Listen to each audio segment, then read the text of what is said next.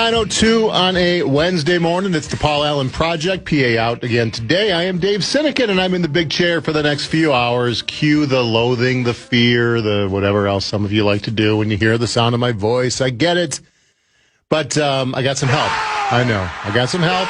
Yes, I know. It's a big week in Purple Land, so very pleased to have in studio for the first couple of segments Alec Lewis from The Athletic. Great to be here. Good morning, bud. Good to see you. I know. I'm excited. First day of OTA's practice. This is great. You get a 3-second video of quarterbacks throwing, and now, the quarterback competition is underway. Finally get to see Kyler Murray.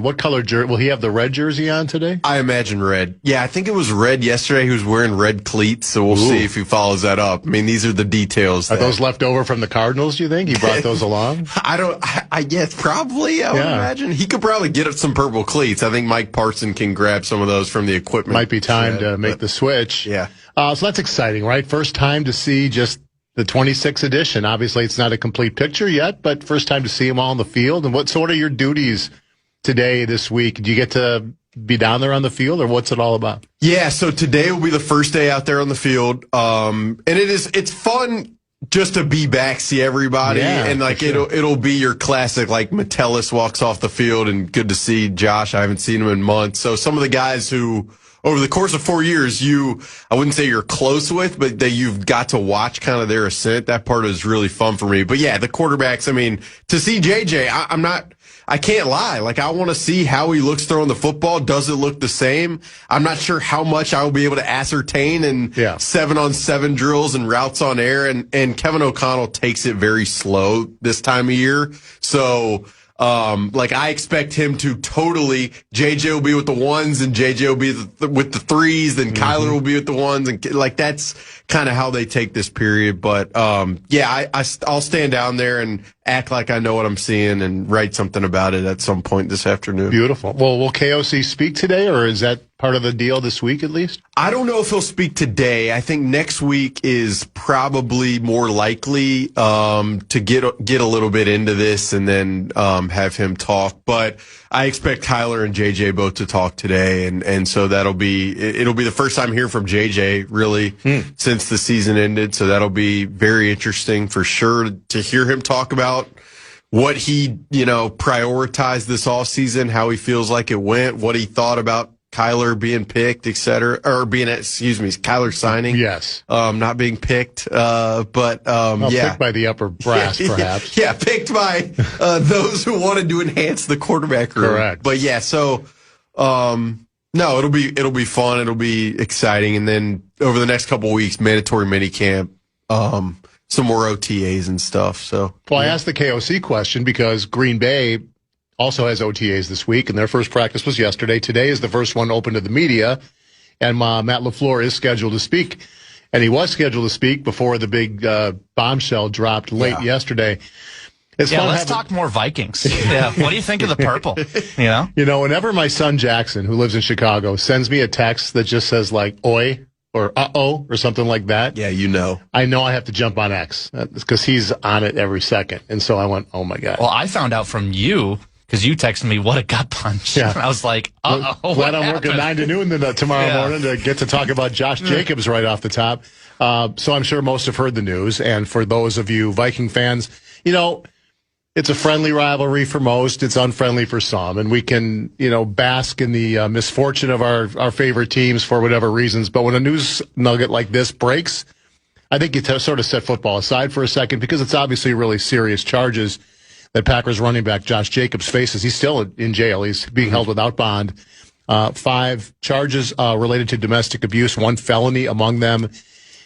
And it's just, ultimately setting football aside for a second. Just so profoundly disappointing. And I guess, you frame it immediately with innocent till proven guilty. 2 sides to every story. We understand all that. But the authorities had enough information to keep him incarcerated now for a while. And it's just a real gut punch for fans who, look at a guy like Josh Jacobs, and you're familiar with his story that he struggled, had a really tough life growing up, lived out of his car with his mom for a while. And raised himself up and became this football player that went to Alabama and your place. You're very familiar, I'm sure, with Josh Jacobs. I'm sure you're familiar with his story as well. I think he's from like the Tulsa area, if I'm not mistaken. But yeah, it was Nick Saban. I went to watch a guy play and believe his eyes caught on Josh Jacobs, and then he goes to Alabama. I don't need to rattle off the running backs they've had there who have played in the pros.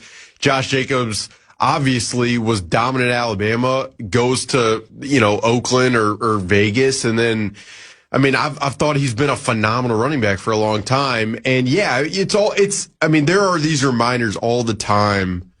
People ask all the time for me of like, who's the best guy in the locker room? And you give an opinion based on the most minor snippet of what you see of these guys, and you're never close enough with them to understand. And again, this is not to get ahead of things because obviously the legal process will play out with this.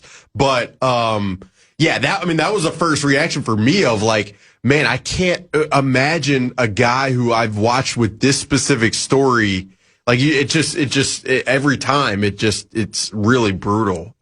So we'll see what happens, but it's obviously a major, on the football side, it's a major blow, I think, to a team that needs the run game to be, just like every team needs the run game to be, like a backbone of your team. So, obviously, once you get over the initial, I start thinking NFC North a little bit yesterday as I saw the news. His side has vehemently denied the allegations. We'll put that out there on the legal side of things. On the football side of things, this is a gut punch for a Packer organization that is in win now mode, and they really showed that in the offseason with the moves they made, especially defensively, adding Javon Hargrave, adding Zaire Franklin. You don't see the Packers adding 30-plus type defensive players to their roster. They're always the youngest team in the league. Yeah. So they understand the need to show something and to finally get on top of the North, something they haven't done in 5 years. So they're in win now mode, and they upgraded, as I said, defensively on the line, at linebacker, at cornerback with Benjamin St. Juste, the former Gopher. The one position they did not address was running back, and they lost their backup. Emmanuel Wilson went as a free agent to Seattle. I did too. And if Emmanuel Wilson had a crystal ball and saw this coming, he would have stuck around and said, you know what, my time may come. Green Bay's depth chart right now looks like... Got the cricket sound, Mr. Blakemore? Marshawn Lloyd, in his third season out of USC, who has played a total of 10 snaps in 2 seasons. He had like hamstring stuff one of the year. Yeah. He was a fascinating prospect coming out of USC, but the health has been a non-starter. Right. You look at his, when he was drafted and I looked at his YouTube highlights, I was drooling. Oh my God, the combination of speed and quickness and power. 10 snaps in 2 seasons. I remember the Vikings did work on him. I'm like, pretty interesting player. But, so they can't count on him. No, not at all. And Chris Brooks is their third down back guy who they re-signed, who they like. He's a pass protector. He can catch the ball, but he's not an every down back. So I found myself searching through the free agent running back list. Maybe after you leave, Brett and I will go through that a little bit. But it's well, it'll only take like 2 seconds because there's not a lot out there. Yeah, well, actually, there are more names than you might think. Is that right? They're not anywhere near on the label of Josh Jacobs. But I said to you, Alvin Kamara is still on the Saints. Yeah, but they signed Travis Etienne, A-Chain, however you want to pronounce that. He likes A-Chain. He does, but people aren't used to that, so I just give both for people to understand. But if they end up parting with Alvin Kamara, you can sign him for the minimum. Like that to me the tape is he's fallen off. He doesn't have the juice that he once had, but that would be a guy who you'd trust probably to step in there. There's 3 tradable guys. Kamara's one, James Conner on the Cardinals, who they just drafted Jeremiah Love, and they brought in Tyler Algier, so he's kind of the odd man out. And Tony Pollard's another guy. Yeah, I've seen Pollard's name in Tennessee. I don't know if Tennessee's going to part with Tony Pollard because I don't know what else they really have. Yeah. But that's a name that'd be an interesting one. But Green Bay doesn't have a number 1 next year. They've got, I think, 4 fours. They have 11 picks. So they've got capital. They can move it. It's obviously too early. I'm sure they're having conversations right now. Of course. But nothing's going to happen in the immediate, time frame, and certainly before June 1st is kind of when everybody's contracts change, right? And the guys are more gettable. But very unfortunate situation all the way around on the Green Bay side, revolving around Josh Jacobs. How many picks do you want for Aaron Jones, Alec? How much will get it over the line? Unfortunately, I don't have the juice right now. I'd say the GM would make the call, but the Vikings currently have not settled on one. So yeah, that's that would be an interesting one. But Aaron Jones would. We'd welcome him back with open arms. We really would. Of course. An all-time favorite east of the river for sure. All right, so enough Packer talk. We'll have plenty of time over these 3 hours to chat Packers. We'll have Alec here, as I said, for another half hour or so before his duties take him to TCO, I imagine, correct? Absolutely, yeah. Headed right there. That'll be great. At 10:30 today, we'll have Chris Hine on the program to talk some NBA. We'll talk playoffs. We'll talk Wolves off-season with Chris, and, of course, remind everyone that his book is still available, a great Father's Day gift. Chris Hine joins to talk NBA stuff at 10:30, and then at the top of the hour at 11, Lavelle E. Neal III to maybe do some more NFC North banter back and forth, some Twins talk. Maybe you guys can talk some soccer with the World Cup coming. So Lavelle will join at 11 o'clock. So very pleased to have several gentlemen to help me out 9 to noon. We'll take our first pause. We'll come back. I want to get Alec's thoughts on the latest on the Brian Flores lawsuit, news that broke yesterday there, the GM search, and everything else he'll be watching on OTAs this week with your purple back on the football field down in Eagan. It's the Paul Allen Project. Dave Sinykin sitting in with Lewis and Blakemore, and we are back right after the KFAN shows. You can make your voice heard on the Bradshaw and Bryant KFAN text line. Just let us know what you have to say by texting your message to 64686. That's 64686. Standard text message and data rates apply.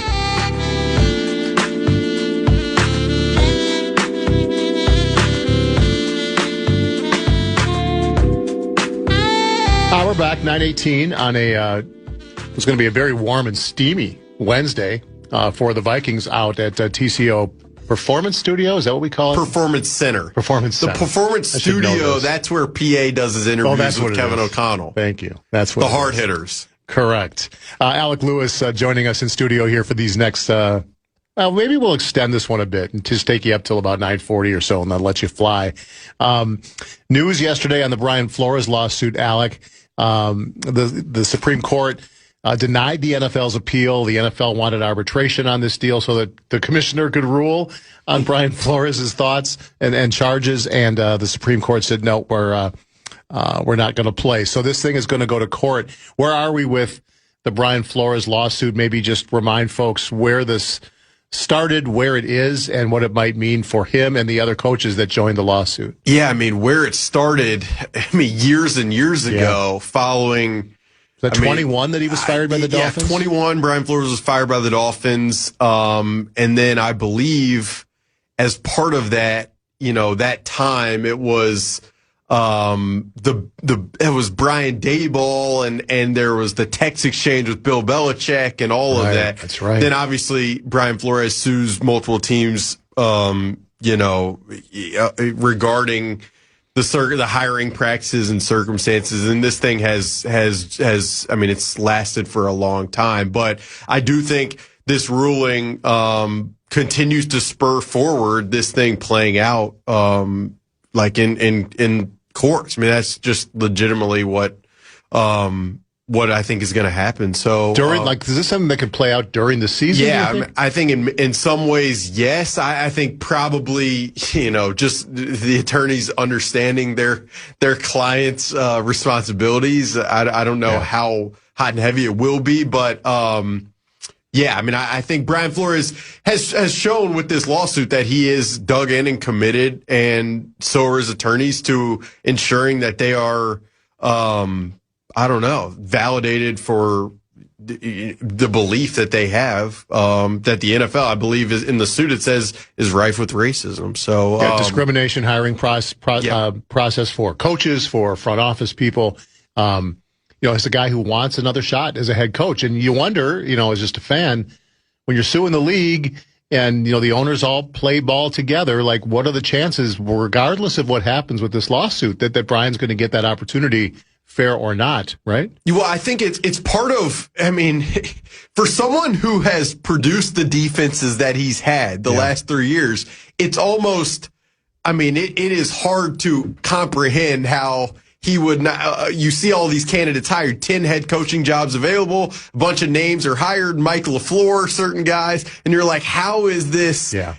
How is it? But I mean, I've said this many times, both on the air and writing, like Brian Flores' personality. I mean, it's undeniable. Like he has strong opinions. He's willing to, to say them oftentimes. And so that's just not going to be for everybody. But, yeah, I mean, it'll be interesting because they have drafted and really added players who are such system fits. So you all, in my position, you've always wondered, like, if the system changes, then do the players still fit? And if not, how does that affect roster construction moving forward? I think in many ways they've made decisions that's almost validating. Like, we expect Brian Flores to be here, and obviously they just extended him for a sizable amount of money. So it's understandable why they'd view it that way. His relationship with his quarterback in Miami, Tua, became very public. Tua went very frontal with how he thought Brian treated him unfairly, maybe disrespected him. And I think Flores has spoken out and said, I've apologized. I didn't handle things exactly well. And, put everything else aside, that would be a red flag, right? For other front offices. Like, if you can't get along with your quarterback and your quarterback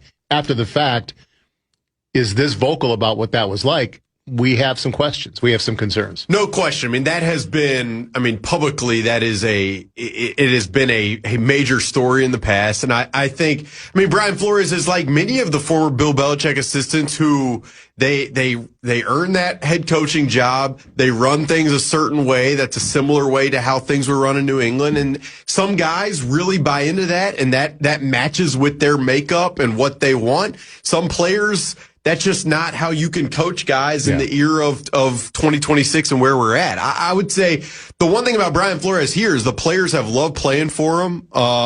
And the success is, it's hard to deny. It's hard to reject. It's been highly impressive what he's been able to do.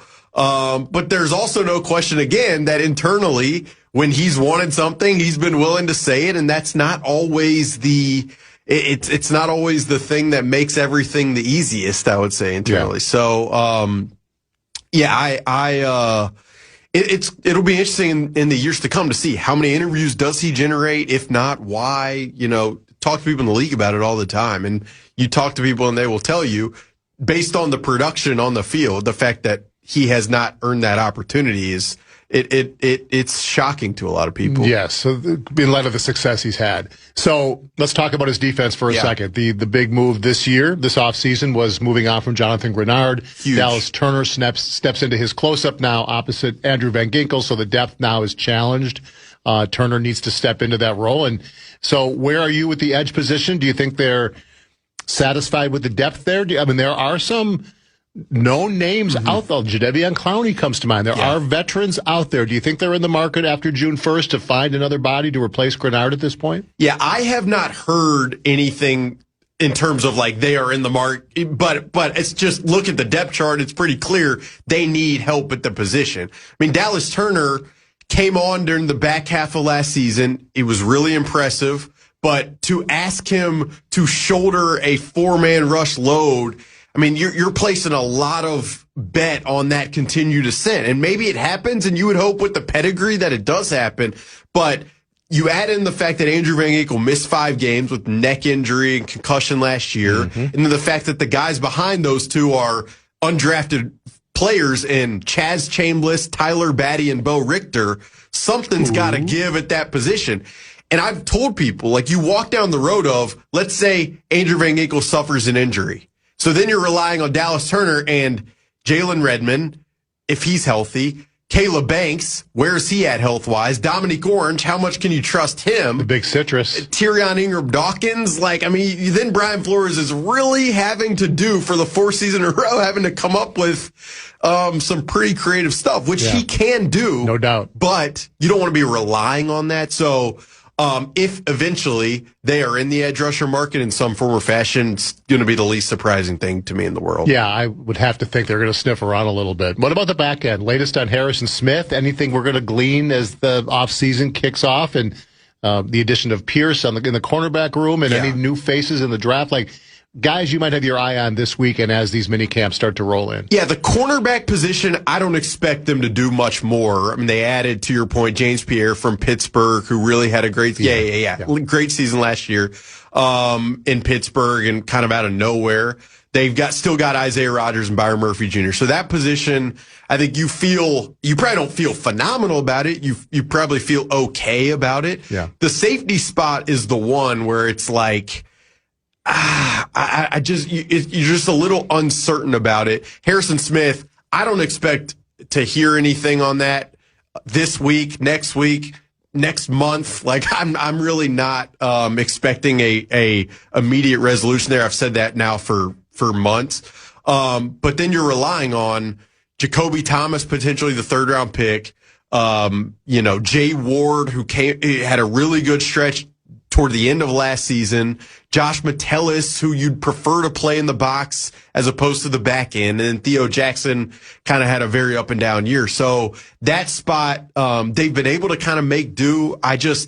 If the more you're having to make do in a bunch of areas, the more Brian Flores again is going to have to be in the incubator coming up with schemes that there's just only so many. So we'll see on the talent there as well. Quickly before we get to the GM search on the offensive side, it's all about the quarterback position, how they parse out the reps. It's going to be interesting. I talked to Seifert about this on Sunday. I was a bit surprised they brought Carson Wentz back, as a third option. I understand the injury concerns with both Murray and McCarthy, and I get that why they did it, but I was a little surprised. They don't want to put Max Brosman in a position where he might be the backup. If he's on the practice squad all season, that's probably a best case scenario. But were you a little surprised that Carson was brought back? And how do you expect this offseason program to look as they decide how to move around the quarterback position? Yeah, I think more than anything, I was surprised that Carson opted for this potential role as opposed to maybe not like another one elsewhere, or waiting a 2 right there. A 2, or waiting to see, does someone get hurt? Maybe I can say, that was the thing. I think that spoke to me 2 things. One, Carson really valued the experience here, the coaching staff, Kevin O'Connell, Josh McCown, the talent here. And I think Carson also looked at it pretty objectively and look, I mean, Kyler Murray has suffered a ton of injuries over the course of his history. J.J. McCarthy has as well, and J.J. also has a progression from a performance standpoint to work on. So this isn't while it's not the traditional number 2, it's also you could see a viable path to him at some point stepping in. So that's what I'd say about Carson. But as far as the quarterback spot, I think in the reps and how they'll allocate them, I think this entire stretch until we get to training camp, you're going to see Kevin O'Connell put guys in all different spots. And media probably, me included, and people on social media, you're going to make a million opinions based upon an OTA's rep that Kevin O'Connell puts 0 value in from this means something perspective. Right. I just think that's how Kevin is. Then come training camp, that's when you'll really start to see, okay, who's working with who, how many reps are they taking with who. But I don't expect this to be Kyler Murray I've said this on the air before. He's played 87 games. He's been to 2 Pro Bowls. He's been really productive at times over the course of his career. J.J. McCarthy's played 10 games. He hasn't been able to stay healthy, and he was productive down the back half against not the most optimal defenses. So it's just ballparking it. It's not that difficult for me. When you bring in a quarterback like Kyler Murray, you're bringing in a different skill set than what you've had before. I'm really curious. Yeah. And I'm curious to know what you think about, how much do you think Kevin O'Connell and his offensive staff has decided to not remake the offensive game plan, but really tweak it to better match what Kyler Murray can do, which is, of course, use his legs to scare you, if not run, move him out of the pocket, and just change the way the passing game has looked. Do you think we see a much different approach? Again, I'm not assuming Kyler's going to have the job, but I'm pretty sure Kyler's going to have the job. You can probably assume that. No. The marriage of Kevin O'Connell's system, which has been really effective with veteran quarterback play, and Kyler Murray and his play style, that's going to be probably the story, one of the main stories of the offseason in the NFL or in training camp in the NFL. I think, because it's very fascinating to people. I think it's a blend of there's going to be some adaptation on both ends. Kyler Murray's probably going to have to work to fit some of Kevin O'Connell's very specific and detailed footwork principles, all of that stuff. And Kevin O'Connell is going to have to adapt to some of the more shotgun-ish type style plays that Kyler Murray likes. But I also think there are a lot of crossover in concepts that both of them like and prefer. And so I think while there's going to need to be adaptation, there's probably also more of a marriage than I think you would conceive in your mind. So how they try to bridge that together, it's going to be really interesting. And then, I mean, I will continue to bang the drum on the run game. I think the run game needs to be better. I think their identity in that phase needs to be ironed out. I expect it to be more than ever this year.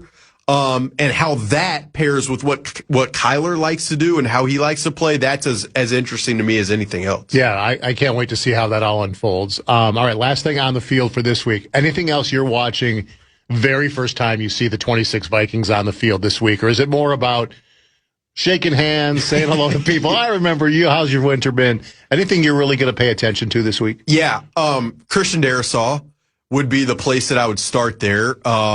How present is he? How active is he? I mean, I don't think you can minimize or overlook his lack of consistency and availability last season in terms of what that meant for the offense. Like, I looked it up. I think when he was on the field, they had almost like a full yard per play more versus when he wasn't. He's just that critical of a player. And so he's now almost 2 years removed from the surgery to the ACL and MCL. Like, what is his level of presence out there? That's really where my mind goes. And then, I mean, there are just a bunch of young players I'm looking forward to watching. Ty Felton, the receiver. Opportunity for him, right? Opportunity. I'd say Juwan Jennings, I probably could start there. Like, for me to see him out there. But there's a bunch of the rookies. There's a lot of interest, I think, for me from a lot of perspectives on how this roster can shake out. But for me, I really think the Christian Darrisaw one just cannot go unnoticed, or you cannot overstate his importance for what they want to do and have wanted to do. Yeah, absolutely. And speaking of injuries and big time, two sides of the coin as far as what a person can be. Obviously the spotlight's going to be on the number one pick. And do we have any idea when he's going to be able to start participating in activities? Yeah, I don't expect Caleb Banks to take part in like today. I mean, I'm sure he'll be out there and present. But I would say it has sounded to me like they are targeting training camp as like the real ramp up period. And there will be checkpoints throughout the process leading up to that. But if we get a week or two into training camp and Caleb Banks isn't doing anything, that's where I guess like there will be a yellow flag in my head. Okay. But I would say, like, if I don't see him out on the field knocking people back today, I'm not going to be that surprised. Yeah. All right. So while all this is going on the field, we understand that the front offices and the ownership are meeting with the 5 finalists. Do you expect to maybe see any of these guys sort of hanging around, like watching? Like, how does that work? I kind of thought about that of like, it's like Nolan Teasley just going to be like out watching. Yeah, like binoculars. Something. Yeah. No, I haven't asked specifically like when the timing of these interviews are, but I would also imagine, given Kevin O'Connell's presence within them, that it's either early morning before these things get going, or evening when Kevin O'Connell can be in some ways present. I don't expect them to be out there. They did start, I believe, yesterday with Rob Brzezinski, so he was the first out of the gate. And then I've said, like, I'm not going to be surprised if there's a resolution at some point late this week or next week. You would hope. I've joked about this. Like, Mark Wolf at the owners meeting said they expected an expeditious process after the draft. I mean, it's almost June, and June and July is typically when teams go on vacation. So, or personnel staff goes on vacation to get rest up for the season. So I've thought about, like, you're a new GM, you take over. If it's someone who's from the outside, you're trying to change processes or get people on your, or build relationships, and no one's there to really do that. It's kind of it's a weird place to be. You would have thought that if they weren't going to do it before the draft, that they might do it shortly after the draft, right? Yeah, absolutely. I mean, they had, and they said you want to focus on the draft, but there probably could have been more of a lining up period throughout those few months. So it's been a odyssey, I would say, a journey to reach this point, and it's going to be interesting to see what they do. I think it's really important. I think they're having to thread many needles at the same time with this position, and I say this probably too many times, but the more needles you're having to thread, the harder place it is to be, I'd say. Yeah. Well, I think a lot of fans are curious of what the structure is going to look like. Yeah. And now I think everybody is curious about that, because if they decide to go outside the organization and they pass on Rob, I'm sure most Viking fans are thinking, well, there's got to be a place for Rob in this organization, right? And what about the dude they brought in, was it from Seattle, to be the cap guy? Like, if Rob's going to be if they pass on Rob and he becomes the cap guy, what about the guy they just brought in? So how do they thread that needle? Yeah, I mean, I'd say this. Rob Brzezinski, with what he's done and the impact he's made for 2 decades in this organization, like there's going to be a place for Rob. Mm-hmm.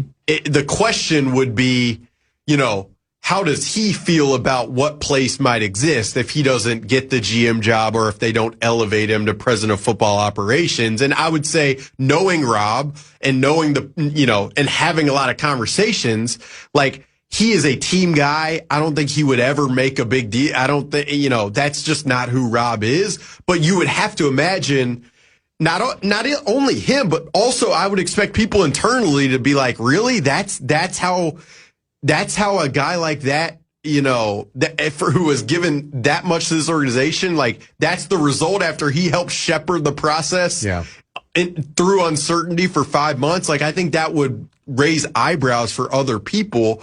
As far as Matt Thomas, the cap guy who came in from Seattle, he was retired.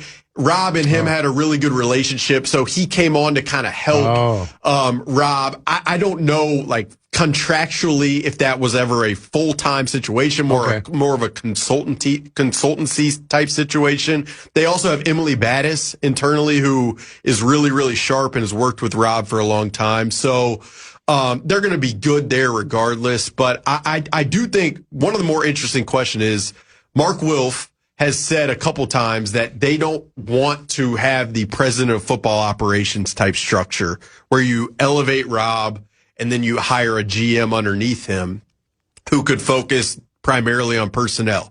My question is, have they said that publicly?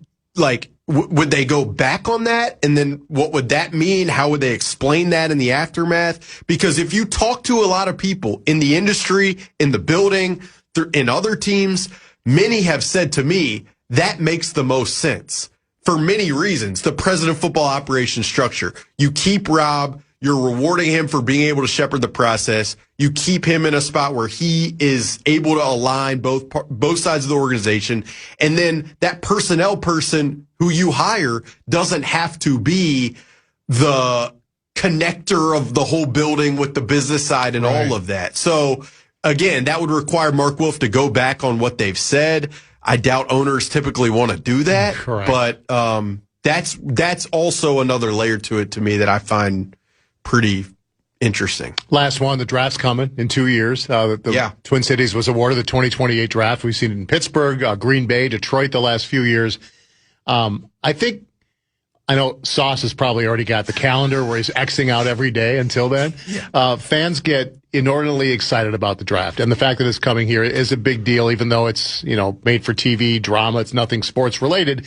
How interested are you in this event coming here, and how do you kind of see the backdrop of U.S. Bank Stadium and the surrounding area supporting this event? Yeah, I mean, I'm excited about it because I think people here will enjoy it. And people here love this team, and it'll be a great way for people nationally. Like, I'm from Alabama. I talk to friends all the time. They're like, what is the fan base like? I'm like, if only you knew how much these people care. You know what it's like in Tuscaloosa? It's kind of like that. And I think that surprises people who don't see it. And so for that to be seen nationally is going to be pretty cool. I think they'll do a really good job with it.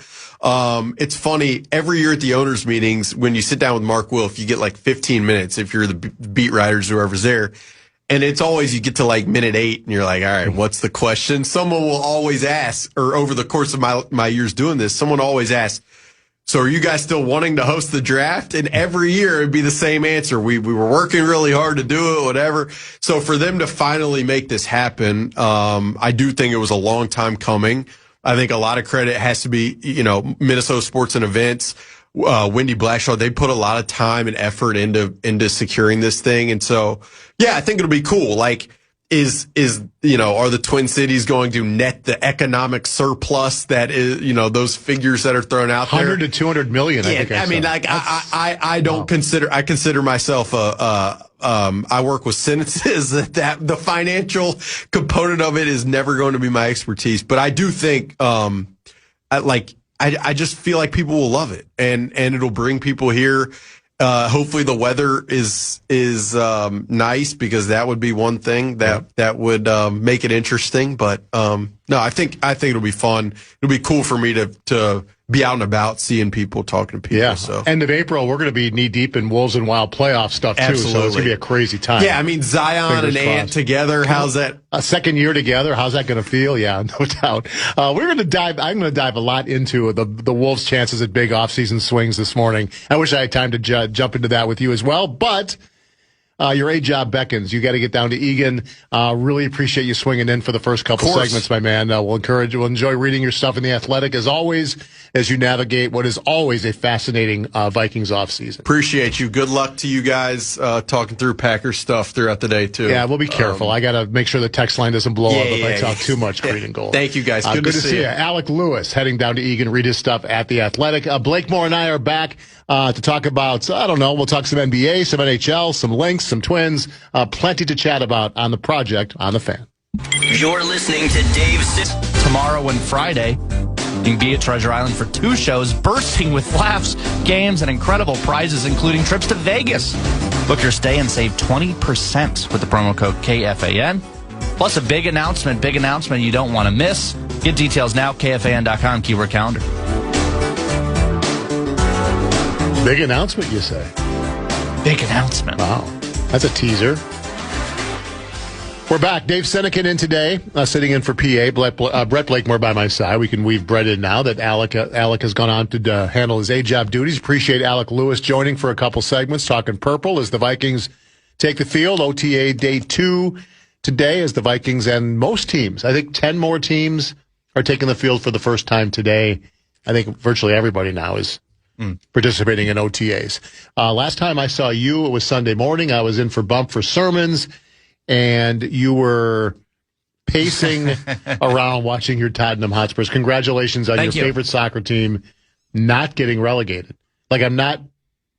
Usually you congratulate on a giant victory, but at least you weren't eliminated from your league, so congratulations. I mean, it was a giant victory, but it's sad that you have to celebrate finishing 17th out of 20 teams. Yeah, that's not giant. But yeah, it's a giant victory in what could have happened had they not won the game. Well, now that they're safe, I'm in World Cup fever, and I'm ready. They just announced the USA roster. Did they? So, any surprises? Any shockers? Anybody left off? Any snubs? There were some snubs that people are kind of upset about, but in my opinion, we're talking about the subs and who could possibly come off the bench.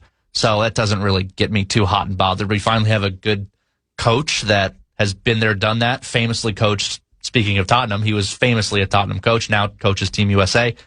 So whatever he says, in my opinion, it's good with me. We're 2 weeks away, give or take? Something like the first warm-up game is this Sunday for Team USA. Wow, team just assembled, and now they're already warming up. Well, they kind of knew what they before. were. They knew, yeah. So most of the guys have been there. Yeah, so I think there's one in Charlotte, one in Chicago, and then off we go, World Cup. Beautiful. We'll probably talk a little of that. Maybe if I need a bathroom break when Lavelle joins at 11, I'll let you two guys kind of talk some soccer. I would love to do that. I'll let nature do its thing.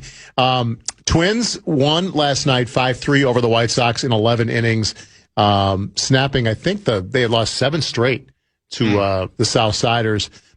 Brooks Lee with the big hit, a 3-run double on an 0-2 count to secure the victory for your Twins, who are now flirting with 500 after a very slow start. The story of the game was Joe Ryan, who, after having that elbow issue, a few weeks ago where he left after a few pitches, looks to be right back in Joe Ryan form. He was terrific. 9 strikeouts, had a shutout into the 8th inning, 2-0 Twins lead into the 8th inning when he gives up a home run to tie the game. That was the one mistake he made, but very encouraging performance by Joe Ryan. And I want to talk to Lavelle a little bit about the bullpen, that the Twins are, no idea what to expect from the bullpen when the season started, and it doesn't matter who they throw in there. Pretty much it's a different guy every night. They seem to be taking care of business right now. I think they got like 37 players that have recorded a save so far this season. I might be exaggerating just a bit, but they are getting work done all across the board in their bullpen. And, a nice little roll going here for your Twins, who are, I think, 26 and 27 after the win over Chicago last night. Lynx back in action tonight, 8 o'clock, Target Center. They'll try to avenge their opening night loss to the Atlanta Dream, who have the best record in the WNBA at 4-1. The Lynx at 4-2. And again, another chance for the Lynx fans and the home crowd to see rookie Olivia Miles, who is off to a historic start to her career with the Minnesota Lynx. The company she has joined in averaging 15 points and 5 assists through the first 6 games of her career is rather impressive. The only other players to do that, Sue Bird, Candace Parker, Sabria Ionescu, and Caitlin Clark. Pretty good company. And I haven't watched a ton. I've watched some Lynx basketball. Can't take my eyes off her. She is just really, really fun to watch. Her court vision is spectacular, and her little chemistry with Natasha Howard already. Can't wait for Nafisa Collier to come back and get her back in the mix. It sounds like she's maybe 5 or 6 games away, a couple weeks before hopefully she'll be back on the court. Really be fun to watch how her game is impacted by the point guard extraordinaire that is rookie Olivia Miles. So Lynx back in action tonight. I want to talk hockey for a moment with you as we have a couple minutes before the top of the hour pause. It feels like enough hockey after 9 to noon yesterday was hockey heaven. So I figured that's why Abbott was comfortable having me sit in the next day and give everybody a little break. But what kind of odds would I have gotten from you a week or 10 days ago if I had told you the Colorado Avalanche were going to get swept in the Western Conference Finals? I would have bet just about anything. I would have bet the farm. Stunning. I can't believe it. I get they were hurt. I understand McCarr was not 100% and McKinnon might have not been 100%. You can't get swept by Vegas. I mean, they've got talent. I like Jack Eichel. I've liked him for years. Mitch Marner. But you don't get... I can't believe they got swept by Vegas. I was as wrong as you could humanly be, and I'm okay with that. Well, then don't beat yourself up. I'm sure most of America did not see this coming. You mentioned, McKinnon's hurt. McCarr hasn't played a little bit. But still, the championship medal that organization has, you figure at the very least, maybe the Knights are going to force it to a 7-game series. Meanwhile, that organization now is just 9 years old.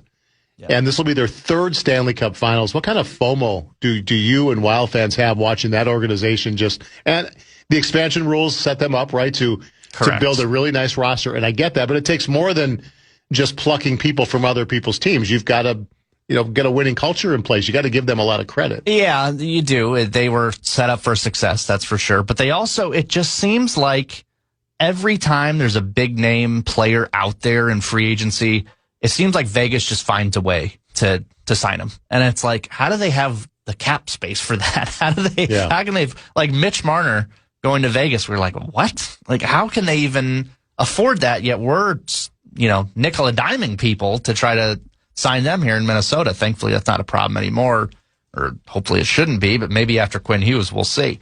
So they've managed it well, but they definitely had a great head start at it as well. So it's both. They got a good start, but also what they've done with that good start should be commended. The Golden Knights will have some time to rest up, heal, because the Eastern Conference Finals are just, it's 2-1, right? Game 4 tonight on the Fan at 7 o'clock. I think, are we in Charlotte tonight for Game 4? I don't recall. Montreal against the Hurricanes. Hurricanes have a 2-1 lead. I believe we're in Montreal. Are we in Montreal for Game 4? You'll hear that game and all the NHL playoff games on 100.3 FM, The Fan. The Golden Knights will have probably at least a week to sit back and wait and see who they face in the finals, just like the Knicks, who are sitting back and waiting to see who they're going to face from the Western Conference. When we come back, top of the hour, I'll switch our attention to the NBA for a good chunk of the 10 o'clock hour. I'll weigh in on what we've watched in these conference finals, and I want to start thinking about, if the Wolves take a big swing, who could they swing for? I've got a list of 5 guys that come to mind. I'd love your feedback on what you think of any of those 5 guys. 5 guys. That started to get hungry all of a sudden as I mentioned that. Am I missing anybody? Is there somebody else?